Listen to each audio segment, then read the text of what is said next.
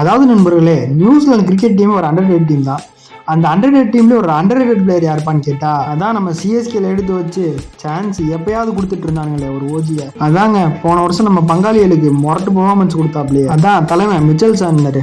Part time கிரிக்கெட்டர்னு போட்டு சுத்திட்டு இருந்தா ஒரு காலத்துல. அதாவது ஃபர்ஸ்ட் கிளாஸ்ல எல்லாம் மொரட்டு பெர்ஃபார்மன்ஸ் கொடுக்குறாப்ல, இங்கிலாந்துல போய் அங்கேயும் மொரட்டு பெர்ஃபார்மன்ஸ் கொடுக்குறாப்ல. இதை பார்த்து இந்த சுல்லான தூக்கி டீம்ல போட நியூசிலாந்துல அவ்வளோவா நல்லா பெர்ஃபார்ம் பண்ணல. ஆனா இவரோட பவுலிங் ஸ்கில்ஸை பார்த்து 2018 சென்னை எடுக்கிறானுங்க, சான்ஸ் அவ்வளோவா கிடைக்கவே இல்லை. 2019 நியூசிலாந்து ஃபைனல்ஸ் வரை வருவாங்கல்ல வேர்ல்டு கப்ல, கிட்டத்தட்ட ஃபைனல்ஸ் அடிப்பாங்க.